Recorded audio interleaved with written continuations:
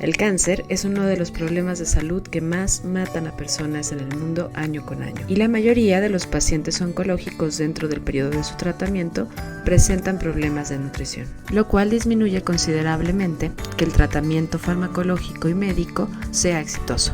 Por eso en este episodio de Ser Nutritivo Podcast damos voz a este tema. Y lo hacemos de la mano de Karen Chávez, nutrióloga especializada en el tratamiento oncológico. Y contestamos preguntas como: ¿cuál es el principal papel de la nutrición dentro del tratamiento oncológico? ¿Consumo de antioxidantes, sí o no, dentro del tratamiento de nutrición oncológica? Y algunos mitos como: debes quitar todos los azúcares porque tu tumor se alimenta de ellos. Esto y más en este episodio dedicado a hablar de tratamiento oncológico y nutrición en Ser Nutritivo Podcast. Bienvenidos a Ser Nutritivo Podcast, un espacio donde nutriremos tu hambre de aprender, crear, sentir y conectar. Soy Griselda Jiménez y junto a grandes colegas de la salud y buenos amigos, compartiremos contigo ciencia y experiencia que nutre tu ser. La malnutrición se presenta entre un 40 y un 80% en los pacientes que tienen cáncer. Esto puede ser a lo largo de toda la enfermedad. Y por eso es sumamente importante estar acompañados y estar guiados de la mano de una profesional en el tema de la nutrición, justamente en la parte clínica y con especialidad en el tema oncológico. Esto porque hay que entender que no solamente la condición del cáncer, sino que también, por supuesto, los mismos tratamientos pueden afectar a cuestiones de absorción, de digestión y de requerimientos nutricionales. Y muchos de los pacientes manifiestan o llegan a presentar algunas condiciones como puede ser la caquexia, la pérdida de peso rápida, que es a lo que nos referimos justamente ahí, o algunas otras afectaciones en el tema de deficiencias nutricionales. Y para hablar de este tema, de verdad que es complejo encontrar un especialista en México que sepa darle voz, pero bueno, tuve la gran fortuna de coincidir con una de ellas. Ella es Ana Karen Chávez, quien es nutrióloga especializada en pacientes oncológicos, y estoy muy emocionada y muy agradecida por lo que nos vas a compartir. Vengo, y te lo decía hace un momento, en papel de oyente y de aprender, porque sé que voy a aprender yo también muchísimo de ti, te lo agradezco. Bienvenida, Karen, y muchas gracias por decir que sí. Muchas gracias, al contrario, muy agradecida y contenta de estar acá. Como te lo decía, tuve la oportunidad de escuchar varios de tus entrevistas y me encanta, la verdad, el tema. Bueno, el tema es mi pasión y me encanta como esta área en la que invitas a varios especialistas y pues a dar difusión de toda esta información que a veces pues no es solo un tema el que se desconoce, sino hay que todos los días salen cosas nuevas. Entonces, pues agradecida de estar acá. Y es que en materia de nutrición tenemos de verdad muchísimas áreas en donde podemos intervenir los nutriólogos, y creo que lamentablemente la sociedad siempre nos han dirigido a pensar que tiene que ver con algo estético, el cambio del tamaño del cuerpo. Y hoy, justo cuando vamos a hablar de una condición, de una enfermedad que lamentablemente es causa de muerte de tantas personas y de pérdida de calidad de vida de tantas personas en el mundo, se necesita sensibilizarnos con información y con evidencia, y qué mejor que hacerlo de verdad. Y te lo agradezco por el tiempo que nos vas a compartir y que nos vas a ir guiando. Pero fíjate que nos gusta, Ana Karen, conocer un poco a nuestros invitados, y yo creo que detrás de cada profesional de la salud siempre hay una historia muy interesante que los lleva a sensibilizarse a un área o a un tema. ¿Cuál es tu historia? ¿Qué te llevó a ti a especializarte en esto? Ok, te cuento un poco. La verdad es que es muy chistoso porque es una de las cosas que yo siempre cuento y digo, reafirmo que a veces como que nos aferramos mucho a algo y la vida nos pone en donde debemos estar. Yo termino la carrera y empieza justamente este año de servicio social, ¿no? Entonces se supone que yo ya tenía como mi servicio social, yo ya sabía dónde iba a irme y todo, ¿no? Entonces estaba entre los cuales siempre me ha gustado mucho la nutrición clínica. Y ya había elegido yo perinato, fui a aplicar examen, y resulta que ya estaba como prácticamente. Y a la mera hora, como de entrar de que ya tenía que meter papeles y eso, y me dicen, no, pues sabes qué, que ya la plaza no, ya está ocupada por dos nutriólogas y tú tienes que escoger otra plaza. Y yo dije, ¿cómo, no? Entonces, había varios hospitales en donde uno podía irse. Entonces, las rifas eran como que ibas escogiendo conforme a promedio. Y en el momento que yo me siento, vi Instituto Nacional de Cancerología, yo dije, ahí, ¿no? Y había una sola plaza. Y entonces, llego y empiezan como a decir nombres. Entonces, cuando dicen el mío, estaba todavía el Instituto Nacional de Cancerología y vale, que entro y empiezo a hacer justamente el servicio social ahí en cancerología. No te digo, la verdad es que durante la carrera vemos muy poco o casi nada paciente con cáncer, más bien vemos paciente crítico. Entonces yo entré ahí como que pues bien novata, ¿no? Sin saber bien de qué se trataba ni nada. Y entro a uno de los institutos más importantes y más grandes de Ciudad de México, donde se ve todo tipo de cánceres, ¿no? Y como el tema más importante de que ves a pacientes de todos los sectores económicos y generalmente entra gente de muy, muy bajos recursos. Entonces, al principio yo llegaba llorando a casa y le decía a mi hermana, híjole, es que tal paciente, ¿no? De verdad que me cuesta mucho trabajo, no sé qué, y me decía ella, pues si no te gusta, salte. Y yo, no, es que sí me gusta, me encanta, ¿no? Entonces, en el momento que llego allá y empiezo a conocer cómo es la necesidad que tiene y la importancia de la nutrición en el paciente oncológico, dije yo, esto es lo que quiero hacer toda mi vida. Termina servicio social y se da la oportunidad de trabajar en una fundación dedicada al cáncer, y estoy ahí como directora nacional de nutrición oncológica durante 4 años y después digo, pues no puedo quedarme solo con esto, necesito seguirme preparando y, y se da la oportunidad de entrar a otro hospital en el que hago nutrición enteral y parenteral, pero siempre iba yo como con ese enfoque, ¿no? De a donde entraba, siempre me iba yo por paciente oncológico. Y las recomendaciones y todo, buscaba al paciente oncológico y yo iba a dar recomendaciones. Y ya de repente quedaban de alta los pacientes. Y cuando eran de onco, ya decían, no, es que ya me dieron recomendaciones, ¿no? Y preguntaba al doctor, ¿y quién se las dio? ¿No? Acá, Karen Chávez, ¿no?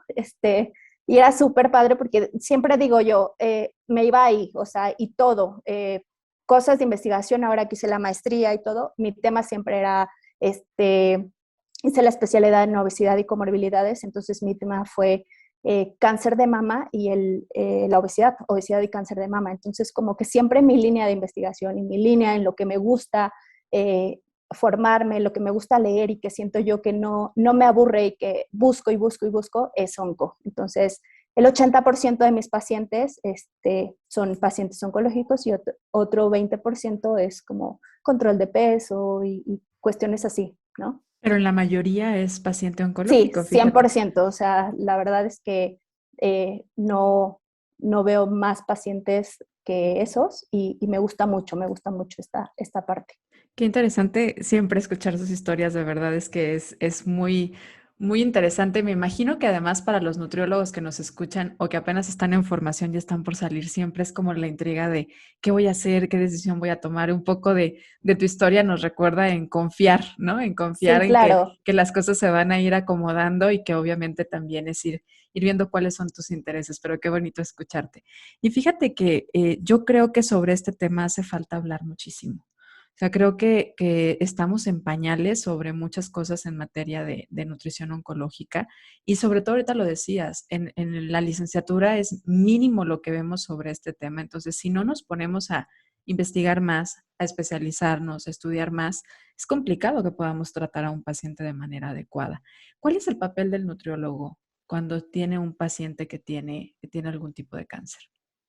Ok, te das cuenta, sí, justamente lo que dices, hay mucha falta de información y todo esto. Y la diferencia entre la lectura y los pacientes es una diferencia enorme, ¿no? Entonces, ¿cuál es el papel del nutriólogo? Principalmente es la detección oportuna del paciente que ya sabemos, el cáncer es una enfermedad que es una enfermedad súper catabólica, ¿no? Entonces, el paciente tiene cáncer, es este círculo en el que el paciente tiene cáncer, va a tener un hipermetabolismo por todo lo que existe, además va a tener un tratamiento oncológico y ese tratamiento oncológico va a hacer que el paciente tenga caquexia, ¿no? Entonces, se sabe que el paciente oncológico pierde masa muscular y y tejido adiposo, masa magra, a través de diferentes mecanismos, ¿no? Entonces, tiene alterados muchos factores movilizadores de lípidos, como es la zinc alfa glucoproteína, que lo vamos a encontrar como SAC, todas las citoquinas proinflamatorias que están ahí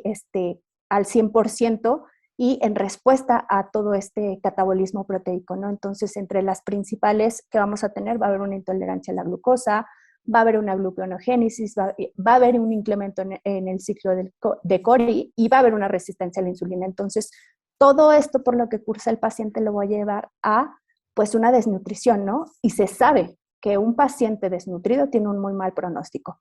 El paciente que va a tener desnutrición durante su tratamiento puede tener toxicidad al tratamiento y le pueden cancelar los tratamientos. Entonces, como lo decías en un principio, el cáncer es el responsable del 30 al 40% de la desnutrición en estos pacientes. Los pacientes ya llegan, al momento del diagnóstico ya llegan, 30-40% de los pacientes ya llegaron desnutridos. Después del 40 al 80% de los pacientes van a desarrollar algún tipo de cáncer, ¿no? Y en etapas ya más avanzadas, hasta un 80% de los pacientes van a tener una caquexia tumoral, lo que se conoce como caquexia tumoral debido a la enfermedad avanzada. Entonces, justamente es esta parte de ser ese soporte para el paciente y dar la alimentación antes, durante y después del tratamiento oncológico, ¿no? Y cómo va cambiando, o sea, vamos aprendiendo que la nutrición va siendo por fases y que pues es súper importantísimo como detectar a este paciente que ya va a entrar, o sea, en una fase de catabolismo, de una desnutrición y esto, porque pues no es lo mismo, hay cánceres que son sumamente caquectizantes, ¿no? Hay cánceres que son de tipo hormonal y que pasa totalmente lo contrario. A mí me han dicho pacientes, Karen, es que a mí me dijeron que me iba a ver placa demacrada y ojerosa, y no, lo que más tengo es hambre, ¿no? Entonces, ¿qué está pasando? Estoy subiendo un montón de peso.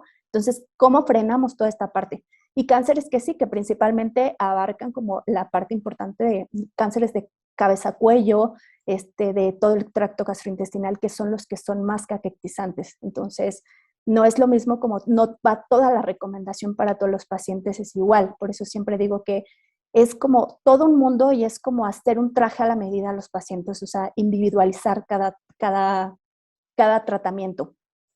Pero acabas de decir algo que me parece súper importante y sobre todo para quienes a lo mejor no sean nutriólogos o no sean especialistas en la salud y nos escuchen, que es cuáles son los retos, ¿no? Probablemente vaya a haber pérdida de peso que va a ser de ambas cosas, o sea, va a ser muscular y va a ser de reservas de grasa, que eso es algo que puede suceder y Ajá. que es parte importante de lo que debemos prevenir durante el tratamiento. La otra, el proceso inflamatorio, que también viene acompañado de cambios hormonales, como ahorita decías el tema de la insulina, ¿no? Y creo que a veces no hemos entendido cuál es el papel de la relación que hay entre la enfermedad y la inflamación. Que al final, si no detenemos la inflamación, entonces estamos Sí, favoreciendo a un ambiente de enfermedad totalmente. totalmente. Y Y, es y- que el cáncer es justamente esto, una enfermedad inflamatoria, o sea, sí, y se es que caracteriza por ello. ahí como que de repente no nos cuesta trabajo entender, bueno, es una enfermedad hormonal, es una enfermedad más como inflamatoria. ¿Cómo podemos definir al cáncer como tal? Pues como tal, pues es justamente se define como este crecimiento acelerado, ¿no? Este crecimiento de células que crecen aceleradamente y que pueden migrar a otra parte, ¿no? Entonces el tumor por sí solo ya activa este sistema inflamatorio, ¿no? Va a estar activado el factor de necrosis tumoral alfa, la interleucina 6, la interleucina 1, y además es una enfermedad que es multiorgánica, ¿no? Que va a atacar como hasta el sistema nervioso central, generando anorexia y todas estas respuestas a los alimentos. Va a afectar también la masa muscular, va a afectar el hígado. ¿Por qué? Porque el paciente también que tiene cáncer tiene un riesgo de desarrollar un hígado graso. Y toda la parte de la producción y asimilación de grasa, ¿no? O sea, cómo responde nuestro cuerpo a todo esto. Entonces, es como básicamente eso. Oye, y al haber un constante crecimiento y reproducción de las células, pues pensamos en este gasto energético que haya aumentado, ¿no? O sea, y decías Claro, tú, hay un aumento importante y por eso es justo que se van a utilizar muchas veces estas reservas de energía. Y en un pensamiento donde no se tenga conocimiento sobre cómo podemos favorecer al crecimiento, de hecho, más bien del cáncer, en lugar de detenerlo, pensarías, bueno, pues aumenta un montón las calorías y entonces no ujú, importa si aquí entra también el dar hidratos de carbono en mayor cantidad. Y tú hablabas de cómo hay una afectación a la sensibilidad en los hidratos de carbono, en la glucosa particularmente. Entonces, ahí hay algo de cavidad en poder decir, hay que hacer restricción en los hidratos de carbono o en las fuentes de azúcares simples. más bien, este es justamente uno de los mitos como más sonados aquí en Onco, ¿no? Y siempre digo yo, o sea, sí, el cáncer, porque muchas veces es esto, me ha tocado el paciente de, ok, como pues prácticamente el cáncer va a comer, pues yo no como, ¿no? Entonces, ahora el paciente ya tiene una caquexia. Entonces, empezamos desde los principios, desde la importancia de por qué conocer la bioquímica y decir, a ver, lo voy a entender. Yo siempre cuando estudio me gusta saber el por qué. O sea, ya me dijeron que va a haber un incremento en la energía que va a estar como mi cuerpo, siempre lo explico como nuestro cuerpo tiene un corredor de alto rendimiento, entonces hay un catabolismo súper acelerado. Entonces no basta solamente con decir, ok, no como y el tumor no crece, ¿no? Entonces, todas las células, tanto buenas como malas, necesitan glucosa como fuente de energía, ¿no? Y dar más azúcar no va a hacer que las células crezcan más rápidas o a la vez, el no darla va a hacer que crezcan lentamente, ¿no? Entonces, muchas veces eliminar los hidratos de carbono va a causar deficiencias de micronutrientes importantes, puede generar estreñimiento, pérdida de peso severa, entre otras, ¿no? Entonces, así como se alimenta un azúcar, también lo hace a través del oxígeno, ¿no? Entonces, eh, sería imposible decirle al paciente deja de respirar, entonces ya no va a crecer la célula, ¿no? Entonces, supongamos que se le quitan al paciente los hidratos de carbono, ¿no? Desde la línea de que el tumor se va a alimentar. Entonces, el cuerpo va a tener esta capacidad de generar energía a través de glutamina, ácidos grasos libres que tenemos en nuestro cuerpo, ¿no? Entonces, se va a brincar y mediante lo que es el ciclo de Cori, va a reciclar como esta energía y el tumor va a volver a sacar energía a expensas de la masa muscular. Entonces ahora ya no solamente es esa parte, ¿no? Entonces el paciente va a tener una caquexia. Entonces no es más bien como el restringir, más bien es el tipo de hidratos de carbono que damos, ¿no? Enfocarnos más bien a esta parte, a las frutas, a dar verduras, a dar cereales de tipo integral, al aumento de las leguminosas y minimizar o eliminar básicamente el consumo de azúcares añadidas. Esto sí sería como una buena recomendación. Lo que sí es bien cierto es que el azúcar está ligado a sobrepeso y obesidad. Y sobrepeso y obesidad están ligados a riesgo de padecer cáncer, ¿no? Por el Y mismo entonces, hecho de la inflamación y la insulina. exactamente, entonces eso a su vez va a hacer que el paciente presente hígado graso, un aumento de triglicéridos y también pueda generar como paso final una cirrosis, ¿no? Entonces es este círculo en por qué el azúcar hay que cuidarla, ¿no? Entonces no solamente como el miedo que tienen todos los pacientes, y eso es lo más común que yo escucho de que es que el azúcar va a alimentar al tumor, ¿no? Entonces básicamente va a comer de todo, pero qué mejor que coma de algo bueno, ¿no? Y que esa misma alimentación haga que el paciente tenga un ejército de células buenas que ayuden a combatir los tratamientos, los efectos adversos, ¿no? De todo este tratamiento que implica la quimioterapia, la radioterapia y toda esta parte que va a debilitar el sistema inmune de los pacientes y que a la par va a aumentar el número de complicaciones, va a haber también una mala cicatrización, aumento de enfermedades nosocomiales, largas estancias hospitalarias, el aumento de los costos y todo a su vez pues, genera una morbimortalidad más elevada. Fíjate que justo mi pregunta iba por ahí porque me doy cuenta que muchas de las terapias alternativas, que obviamente un paciente cuando le dicen tienes cáncer, busca cualquier cosa, ¿no? Sí. Y si le dicen y le prometen es que de esta manera vas a desnutrir al tumor y entonces ya no va a crecer, pues empiezan a hacer cosas de verdad muy estrictas. Entre eso, quitar muchos grupos de alimentos o limitar demasiado, en este caso, cuando les dicen es que el tumor crece cuando tú le das hidratos de carbono. Entonces empiezan a limitar muchas fuentes y realmente a veces esto en lugar de ser favorecedor es contraproducente, sobre todo con la condición tan catabólica tan catabólica que tiene el cuerpo. Entonces me parece sumamente importante puntualizar desde ahí. No se trata de restringir, sino de mejorar la calidad de los hidratos de carbono. Se trata de adecuar la cantidad de calorías que está consumiendo a esa demanda de ese maratonista que llevan dentro, como bien lo explicaste tú hace ratito, pero también entender que lo que hay que cuidar es evitar que esos hidratos de carbono favorezcan a la inflamación y por lo tanto entonces a mi criterio sería mucho el cuidar las cargas glucémicas y este tipo de herramientas. ¿Sería por ahí? Totalmente, sí, sería por ahí. Ujú. De mejorar, más bien ver la calidad del carbohidrato que yo me estoy comiendo, ¿no? Entonces, no va a ser lo mismo comerme un pan dulce con mucho azúcar, con grasa, ¿no? A lo mejor un pan integral que además va a mejorar mi proceso de digestión, ¿no? Que pues me nutre de manera diferente, o sea, al final calorías es calorías, pero sí, ¿qué tipo de calorías? Entonces, es como esta parte de darle lo mejor a mi cuerpo para que enfrente como todo esta etapa, este proceso por el que prácticamente va a pasar. Y en el cual se suma además una gran batalla que es los tratamientos, ¿no? Las quimioterapias, las radioterapias. También hay un gasto y de verdad pues lastima alguna parte del cuerpo, siento yo, ¿no? Y creo que se suma también la importancia de algunos micronutrimentos en este momento. Yo pensando en cómo, y tú lo decías hace un momento, si el cáncer es de la zona digestiva, bueno, pues va a haber afectaciones en la absorción, va a haber afectaciones también en el momento de comer. Algunos no pueden alimentarse de manera tal cual directa del alimento, pero también algunos micronutrientes se pueden ver afectados dentro del tratamiento y la quimioterapia.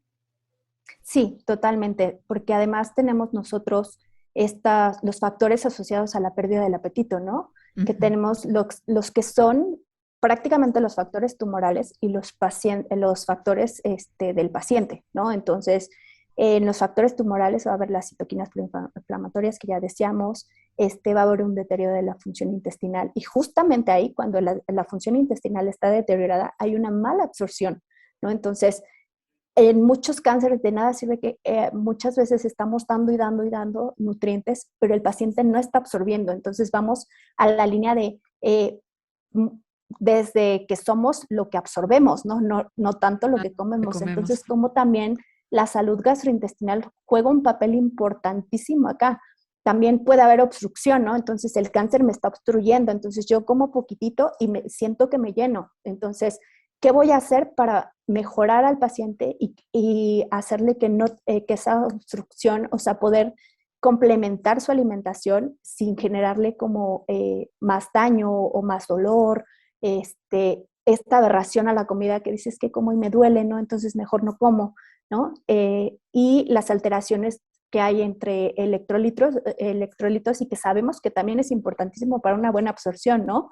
La bomba sodio-potasio, todas estas cosas que pueden interferir en que si no estoy bien en electrolitos, también mi nutrición se va a ver afectada, ¿no?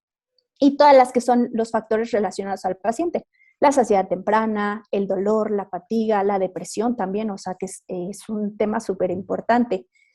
La aversión adquirida a los alimentos que dicen es que me sirvieron en el pollo que se me antojaba un montón y ahorita que lo tengo aquí enfrente ya no lo quiero, ¿no? O vomité después de comer el pollo y ya no puedo volver a comer el pollo.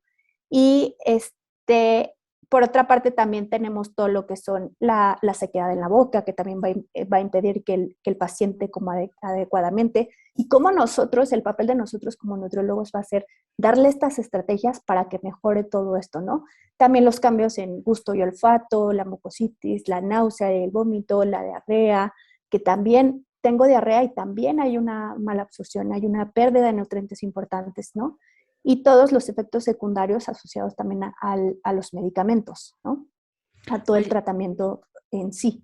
¿hay alguna estrategia previa a la quimioterapia que podría minimizar un poco la sintomatología en materia de nutrición como recomendación que se le pueda dar a alguien que va a tener una quimioterapia, por ejemplo? La verdad es que hoy día los tratamientos están ya, o sea, la medicina ha avanzado muchísimo. Ya no es como antes, ¿no? Ya se calculan mejor las quimioterapias, ya hay fármacos nuevos, ya incluso el paciente antes de recibir la quimioterapia lleva su listado de medicamentos para evitar la náusea, para evitar el vómito, para esta parte. Entonces, la mayoría de mis pacientes antes de recibir una quimioterapia, reciben los antieméticos, ¿no? Entonces, ya los medicamentos han avanzado un buen y como que ya llevan esa fase previa. Sin embargo, aún teniendo estos medicamentos no quiere decir que el paciente no vaya a presentarlos, ¿no? Entonces, el cáncer, siempre digo yo, es como de las enfermedades más susceptibles a lo emocional. Entonces, tuve una paciente a la que le dijeron, uy, no, quimio, ¿no? Es que te va a dar náusea, te va a dar vómito. se te va a quitar el hambre, ta, ta, ta. Y en el orden en el que se los fueron dando, la verdad es que le fueron pasando, ¿no? Entonces, sí, ya la náusea, ya el vómito, ya tal, ¿no? Entonces, ya hay como esta manera de prevenir que aparezcan. Sin embargo, aún estando, la verdad es que duran poco, pueden durar de 3 a 5 días. Si duran más de estos días, como que ya la indicación es ir a hospitalización y la hidratación y toda esta parte. Pero son los primeros días en los que cursa. Si hay estrategias, la verdad es que como estas que pueden ser como muy básicas de optar por alimentos más secos, ¿no? Las galletas, las tostadas, cosas así, no revolver alimentos sólidos con líquidos, dejar los líquidos hasta el final, que son estrategias que ayudan muchísimo a mejorar como toda esta parte del vómito. Entonces, siempre me gusta a mí, por ejemplo, a los pacientes no decirles, te va a pasar todo esto y darles la lista de qué hacer en caso de, más bien les digo, como en el momento en el que se vayan presentando, los vamos tratando, ¿no? Porque puede ser que no estén presentes y pueden ser que sí, o sea, he tenido pacientes en mismo cuarto, en las camas compartidas, mismo diagnóstico, misma quimioterapia, uno la está pasando súper bien y el otro fatal, el otro ya me vomitó todo, ¿no? Entonces, ¿de qué depende? La verdad es que cada paciente es totalmente un mundo y todos los pacientes responden bien diferente a los tratamientos. Incluso mismo medicamento, misma dosis, va a ser como individualizar. La parte de individualizar es súper importante. Lamentablemente es que a mi consulta y a la mayoría, o sea, el paciente oncológico llega desnutrido, ya llega desnutrido, o sea, no hay como esta parte de la prevención, ¿no? Entonces ya cuando te llega el paciente es porque, híjole, es que vengo acá porque ya me van a cancelar las quimios, ¿no? Entonces, en la siguiente, si yo no mejoro mis parámetros de laboratorios, me cancelan las quimios. Entonces es todo un reto, la verdad es que qué bueno y qué padrísimo sería. Esto lo va haciendo uno con la comunicación y todo esto que te digo, y yo logro hacer un poco de vínculo y comunicación con ciertos oncólogos, en el que ya está la parte de prever esto de que el paciente se va a desnutrir, ¿no? Pero ¿qué pasa cuando el paciente ya llega súper desnutrido y que te dicen, pues órale, ¿no? O tú como nutriólogo, pues mejóramelo. Ya se le quitan, se le cancelan los tratamientos y el que se le cancelen los tratamientos, implica los tiempos de hospitalización para que le vuelvan a dar esa quimio. O la verdad es que en el cáncer es una enfermedad en la que debemos de actuar así. O sea, me dijeron, me opero, ¿no? O sea, ya ni la pienses. Quimio, me doy la quimio. Me dijeron radio, radio. Entonces, el orden va a depender de cada paciente, pero es como con una enfermedad en la que el paciente debe de hacer las cosas al pie de la letra y decir, ok, rápido. O sea, actuamos y hacemos y esto para que el cáncer y los tratamientos estén como en tiempo y forma, en el tiempo que se deben de dar. Es una enfermedad que evoluciona muy rápido, Muy, entonces muy rápido. el tiempo es definitivamente, como siempre dicen las abuelitas, ¿no? El tiempo es oro y más en esto, ¿no? El tomar las decisiones de manera oportuna y pronta, porque también si no es darle más espacio a que crezca y se riegue un poco más en el cuerpo. Y fíjate que mi pregunta también iba un poco porque he encontrado algo de información hoy que el mundo está muy, muy lleno de buscar esta parte de solución también a partir de algunas estrategias que si bien funcionan para algunas cosas, no lo son para todas, como es el tema del ayuno intermitente. El ayuno aplicaría en utilidad para los pacientes que están por entrar a alguna quimioterapia o es mejor que entren con una buena presencia de alimento consumido. ¿Sabías que ahora Spotify te permite calificar tus podcasts favoritos?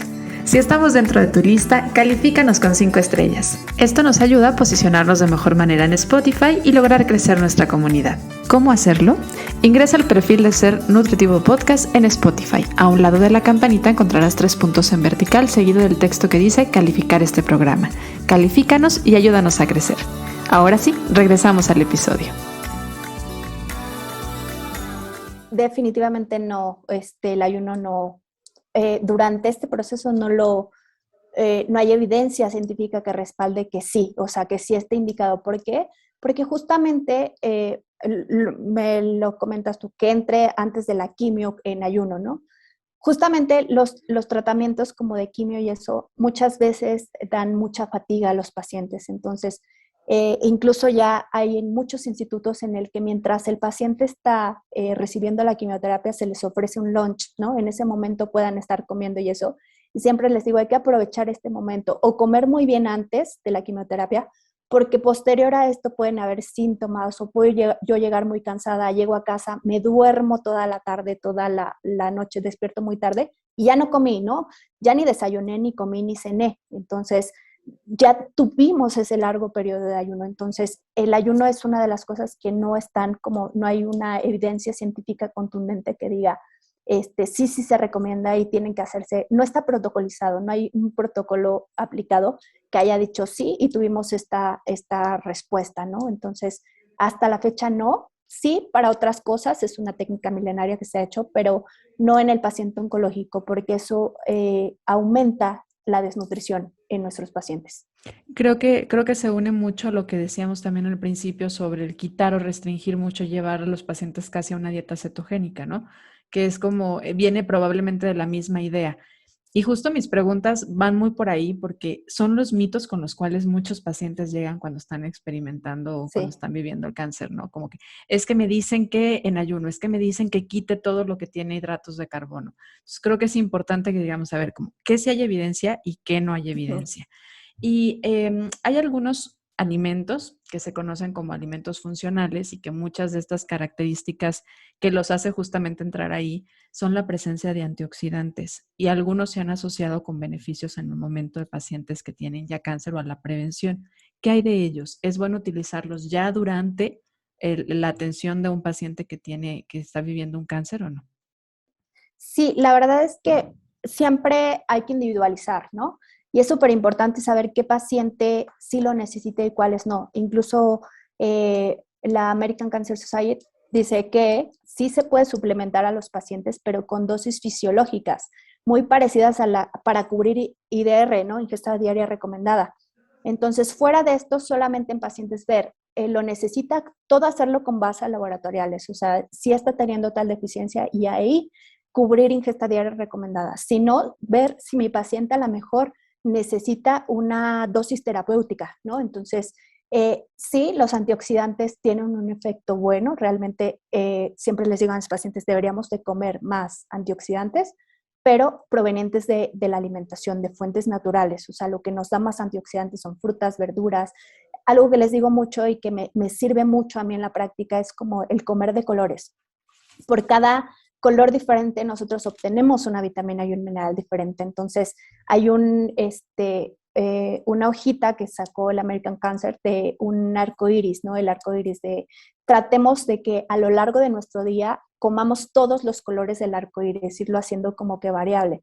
Y esto a su vez, pues me va a mí a dar toda esta carga de antioxidantes que mi cuerpo necesita de manera natural, no de manera suplementada, porque se ha visto y hay estudios en los que tomarlos de manera descontrolada o en grandes dosis pueden incluso traer un efecto opuesto a lo que nosotros estamos persiguiendo, ¿no? Entonces, básicamente la quimioterapia es una terapia para oxidar células, ¿no? Entonces, muchas veces entre oxidar, y si yo tomo una carga de antioxidantes súper, súper grande, estoy haciendo como un efecto contrario y contraproducente. Entonces hay un choque entre estoy oxidando y por otro lado estoy teniendo una terapia que está haciendo que no se oxiden esas células, ¿no? Es esta parte en la que puede chocar y eso. Entonces siempre les digo a mis pacientes, se vale, ¿no? Se vale que busquemos todas las alternativas, pero siempre informando a médico oncólogo y decir, ok, si no me va a hacer bien, por lo menos que no interfiera en mi tratamiento. Y es súper, súper importante como la comunicación médico-paciente. Muchas veces al oncólogo no se lo dicen y llegan a mi consulta y me dicen, es que sí me estoy tomando tal, ¿no? Y yo sí soy mucho de nutrición basada en ciencia, es decir, ok, he buscado miles de artículos y no lo hay, ¿no? De ciertos productos que se los venden como el producto mágico y eso, y hay cosas que digo, sí, ok, ¿de qué está compuesto? Y yo a veces ves que, pues bueno, es proteína de suero de leche, ¿no? Y que dices, bueno, lo mismo que trae ese sobrecito te lo podrá dar una leche en polvo, ¿no? Entonces, esta es la diferencia, que de repente muchas veces el paciente se siente bien por tomar eso porque no estaba consumiendo nada, ¿no? Pero pues el hecho de tomarme a lo mejor un suplemento en polvo que es caseinato, que es proteína de suero de leche, ¿no? me dice, es que sí me hizo sentir mejor, ¿no? Entonces va por ahí de qué está hecho. El tema con esto es que muchos de los productos que se venden como fórmulas mágicas no tienen una regulación, no están aprobados por la FDA y por COFEPRIS, ¿no? Entonces, prácticamente no sabemos qué estamos tomando ni en qué cantidades estamos tomando. Entonces, sí es bien importante como saber lo que estamos tomando, en qué dosis, y si no se va a interponer en mi tratamiento médico. Entonces, yo he visto ya últimamente muchos oncólogos que dicen, ok, tómalo si te hace sentir mejor y eso, pero en tales dosis, ¿no? O lo puedes seguir tomando, pero no te va a hacer como ningún efecto. Entonces, hay muchas personas que a la par están teniendo como terapias tipo alternativas, pero que el médico siempre les dice, no, no hay nada más, más potente que una quimioterapia, ¿no? O que quitar el tumor. Entonces, lo que sí es que pueden ser acompañadas, pero no dejar el tratamiento médico, porque la parte médica es lo que más evidencia científica tiene, ¿no? Y lo más estudiado, digo, por algo existen todas estas terapias. Entonces, si realmente hubiera como una cura contra el cáncer, o sea, ¿cuántas cosas no nos hubiéramos ya evitado, ¿no? Entonces, es la importancia del por qué sí y por qué no. Y platicabas un poquito ahorita de la dieta cetogénica y no me gustaría dejarlo como ahí abierto. Y respecto a la dieta cetogénica, la mayoría de los estudios se han hecho como in vitro, ¿no? Y hay información muy escasa y solo en pequeños grupos se ha mostrado un efecto en tumores de tipo cerebrales, tipo gliomas. Son los que se ha visto una buena respuesta del tratamiento con dieta cetogénica. Sin embargo, no hay mucha evidencia de que sea lo más correcto, ¿no? Además, está este tipo de dietas que son poco adheribles para el paciente. La verdad, si uno de repente hace como dieta cetogénica y le cuesta mucho trabajo, imagínate un paciente oncológico que de repente es como, híjoles, que hoy se me antojó, lo único que se me antojó es comerme un pan. No le vas a quitar ese gusto al paciente de comerse un pan a decirle, no, es que no te lo puedes comer, ¿no? Y esto le genera una desnutrición. Y además, si yo corto la cantidad de ciertos vegetales y frutas como se hacen en este tipo de dietas, también aumentamos la carga ácida que puede dañar el riñón, la microbiota intestinal, etcétera, y generar menos absorción de nutrientes. Entonces, solamente es en esto y la importancia del documentarnos sobre metabolismo en general para poder erradicar todas estas posturas, ¿no? Y hacer la práctica basada en evidencia, y es esencial para mejorar todos los resultados clínicos de nuestros pacientes. Me encanta que digas esto al final, porque obviamente, y lo hemos abordado con diferentes especialistas también, donde hemos hablado sobre la dieta cetogénica, donde hemos hablado sobre el ayuno intermitente, hay cosas en las que hay buena evidencia, hay buena data para utilizar, pero no es en todo. Entonces, Sí. no hay que transpolar todas las buenas cosas que puede abordar o que puede generar en algunas condiciones a todas las enfermedades. En el caso del cáncer, no hay evidencia suficiente como para poder recomendar ni el ayuno intermitente, ni hacer una restricción marcada de los hidratos de carbono. Sobre todo, más bien es mejorar, para mejorar Claro. la calidad para poder disminuir este proceso inflamatorio. Y ahorita que hablábamos de los antioxidantes, hablábamos un poco en el tema de suplementos. Es fácil llegar a dosis muy altas de antioxidantes a manera del alimento. Por ejemplo, sabemos que las crucíferas tienen muy buenos antioxidantes, las semillas lo tienen. Ahí sí habría como, digamos, carta abierta a consumir antioxidantes, o también habría que modularlos un poco. Más bien va mucho como dependiendo la tolerancia a ciertos pacientes. Por ejemplo, hay algunas terapias, por ejemplo, te puedo decir en terapias en donde están radiando zonas importantes del abdomen, eh, las crucíferas, leguminosas, ciertas cosas que aunque digamos nosotros es súper buena, por ejemplo, la alimentación basada en plantas ahorita está como el boom, y lo que se ha visto mucha evidencia científica en el que en el paciente posterior al tratamiento oncológico, y eso es como para prevenir una recidiva, es como de las dietas más estudiadas, ¿no? Además del patrón de dieta mediterránea. Pero en estos pacientes que están teniendo un tratamiento y que a lo mejor están irradiando partes importantes del intestino, muchas veces no hay una buena tolerancia. Y aunque tú le digas, es que tienes que comer leguminosas porque son súper buena fuente de proteína, además son muy ricas en hierro, y esto nos va a favorecer mucho que tus hemoglobinas aumenten, ¿no? Que disminuya, pues todo esto, que mejoren todos estos parámetros y que nos vaya mejor en esta quimioterapia. muchas veces el paciente no los está tolerando, entonces yo tengo que buscar la forma de cubrir eso con otro alimento. Entonces, eh, lo ideal sería que sí, ¿no? Que si hiciéramos nuestra dieta súper variada y decir, ok, vamos a comer de esto, pero depende mucho del paciente y del tipo de terapia que está recibiendo. Conforme en algunos, creo que el tema importante con el que me topa mucho es como la asimilación de estos, de que casi no los toleran o que les produce cierto malestar y dices, ok, no le voy a dar tampoco un plan de alimentación que le genere más malestar del que ya está teniendo. Probablemente después de estas terapias logremos mejorar mucho la adaptación del paciente y las vuelva a tolerar, ¿no? Yo incluso he tenido pacientes eh, que con ostomías, gastro o ileostomías, toleran bien ciertos alimentos que son súper prohibidos en este tema, que de repente hasta los pacientes me dicen, Karen, es que comí frijoles, ¿no? Y yo, ¿cómo te fue? Pues súper bien, los toleré perfecto, moría de ganas, y los están consumiendo. Entonces, digo, es ahí cuando aprendemos que no todas las recomendaciones y las indicaciones son para los pacientes. O sea, sí, pero hay pacientes que pueden tolerar muy bien ciertas cosas y hay pacientes en los que definitivamente no. Por eso la parte de individualizar estos tratamientos.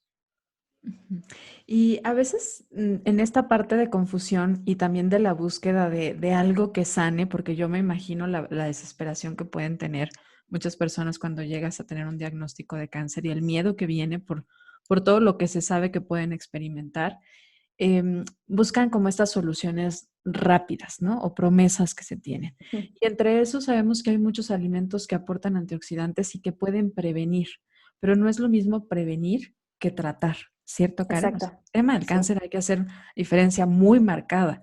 No vamos a curar el cáncer a partir de la alimentación.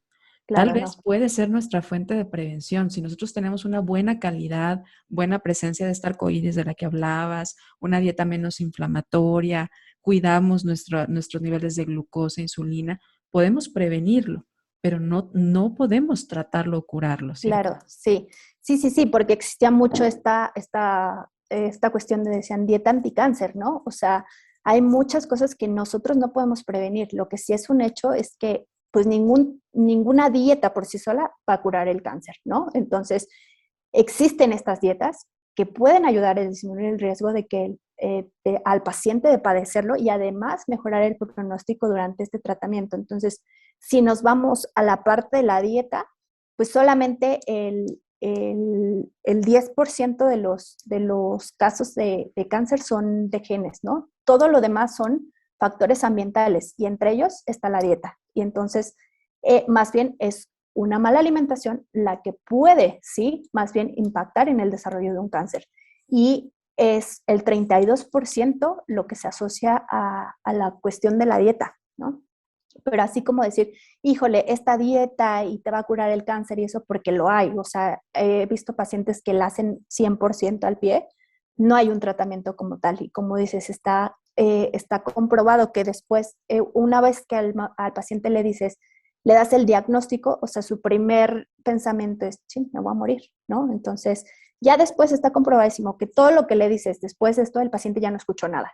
Ok, pero el tratamiento es entonces siempre existe como esta alternativa de buscar qué, y siempre nos gusta lo que me promete, lo que me dice que me va a curar, ¿no? Entonces, hay mucho desconocimiento, mucho tipo de dietas que se venden y se prometen como la cura del cáncer, y no lo hay, no existe, no hay una como que podamos decir, pero sí todo este factor protector, ¿no? Que es un factor protector de riesgo y de reincidencia, el tener una alimentación saludable, todos estos factores que son totalmente modificables, estos 5, que es el llevar una alimentación saludable, mantener un peso dentro de parámetros saludables, un índice de masa corporal adecuado, el hacer ejercicio, el no tomar y el no fumar, estos 5 me quitan un 30% de factor de probabilidad de riesgo, ¿no?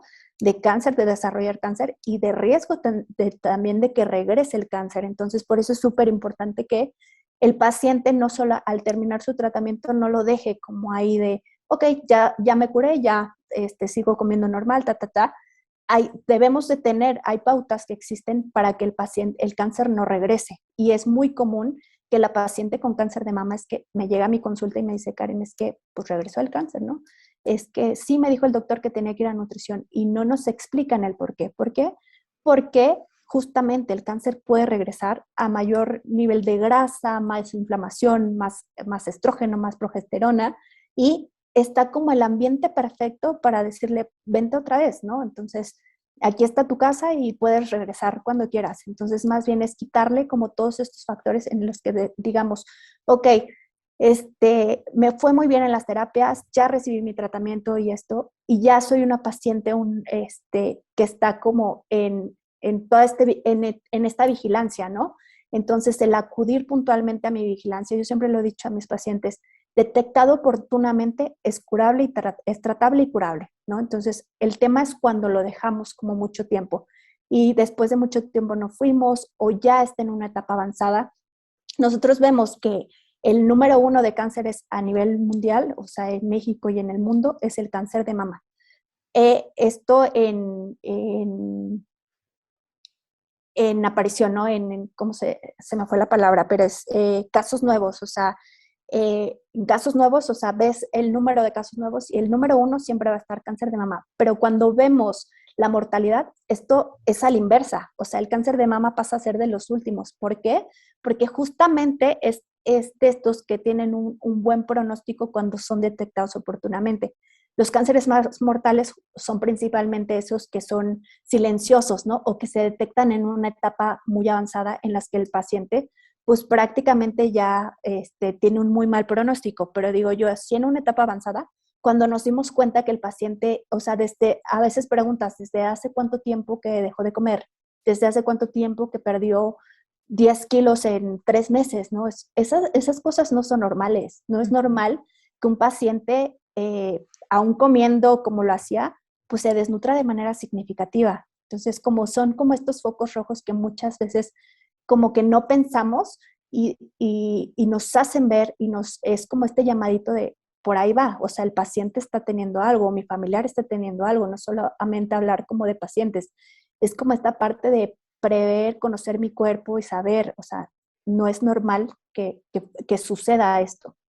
Oye, y también no aplaudir la baja de peso cuando no hay una intención bien dirigida, ¿no? O sea, cuando la persona no Totalmente. está, porque yo creo que muchas veces el problema es que la gente lo ve como algo favorable y estoy comiendo y de todos modos bajo de peso. Sí, Oye, si estás teniendo una baja de sí. peso involuntaria, hay que revisar. Y la revisión creo que es algo obligada, conocer tu cuerpo y también observarlo y estarlo analizando con apoyo médico, apoyo nutricional, laboratorial, es básico para poder hacer siempre diagnósticos oportunos, no solamente en el tema oncológico, sino en cualquier enfermedad, en cualquier condición.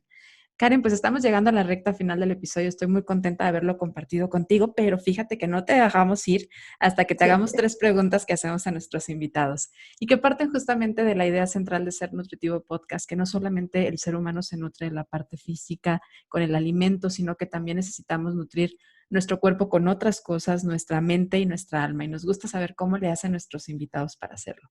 ¿Cómo le haces, Karen? ¿Cómo te gusta nutrir tu cuerpo? Disfruto mucho la verdad es que como buena nutrióloga, la verdad es que sí disfruto mucho de comer y darle a mi cuerpo como esta parte, algo que siempre tenemos que practicar como con el ejemplo y una forma de agradecer a mi cuerpo todo lo que todos los días hace por mí es darle alimentos de buena calidad, ¿no? Y el ejercicio definitivamente es algo que disfruto mucho de salir, caminar, me gusta mucho caminar al aire libre, ahorita con el tema de frío como que lo he dejado un poco, pero si no salgo y camino, hago bicicleta en casa y me encanta. Creo que esa es una forma de darle gracias a mi cuerpo y decirle, te estoy pagando todo lo que haces por mí todos los días. Qué bonito. ¿Y tu mente cómo disfrutas nutrirla? Mi mente, la verdad es que hay cosas que me llenan, como que digo, me reinician el alma. Uno es pasar tiempo con mis perros. Tengo ese descansito en la mañana en el que terminando de desayunar salgo con mi café, estoy con mis perros un rato. Y otro también es tengo 2 sobrinos, una sobrina y un sobrino. Entonces cuando veo a mi sobrino, el más chiquito, híjole, digo, esto me nutre el alma o sea, como que me resetea el chip y digo, está padrísimo. Ellos son tu nutrimento del alma, Son mi entonces, los nutrimento, sobrinos. Lo totalmente, entiendo sí. totalmente, porque también soy tía culeca, le digo yo por acá. Sí, sí, sí, Oye, sí. Karen, ya estamos haciendo un libro de la vida en Ser Nutritivo Podcast. Es un libro de frases para futuras generaciones. ¿Qué quieres poner ahí, Karen? ¿Qué quiero poner ahí? Hace poco escuché una frase súper bonita que decía que tuviéramos paciencia con nosotros mismos y eso me recuerda mucho como no exigirnos tanto, ¿no?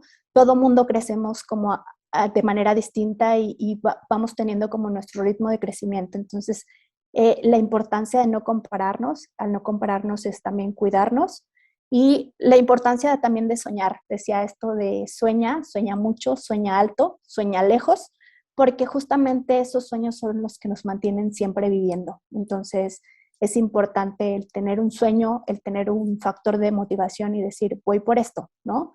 Y saber que todo mundo alcanzamos nuestras metas y nuestro tiempo va siendo diferente, el no compararnos. Qué bonito. Muchas gracias por lo que pusiste en ese libro, entonces.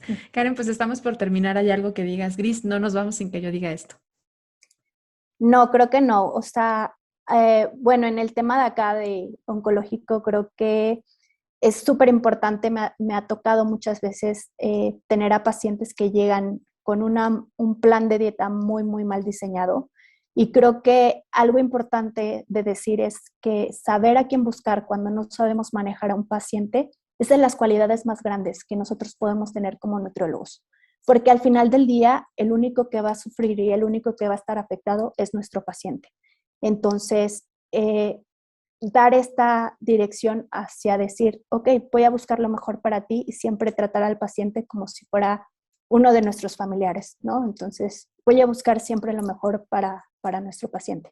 Gracias por poner eso, de verdad te lo agradezco muchísimo. Creo que como profesionales tenemos que sensibilizarnos a qué podemos trabajar nosotros y qué tenemos que trabajar con otras personas, a quién hay que canalizarlos y qué bonito que lo digas. Yo así conocí a Karen. Así justamente fue que llegué con Karen, le dije, Karen, tú trabajas pacientes oncológicos Sí, porque pues no es mi área, entonces así es claro, como vamos además generando estas redes y entendiendo que como profesionales tenemos ciertas áreas de interés y de mayor aprendizaje que otros y que entre todos podemos ayudar y al final lo que nos debe de importar es la salud y el bienestar del paciente. Siempre va primero.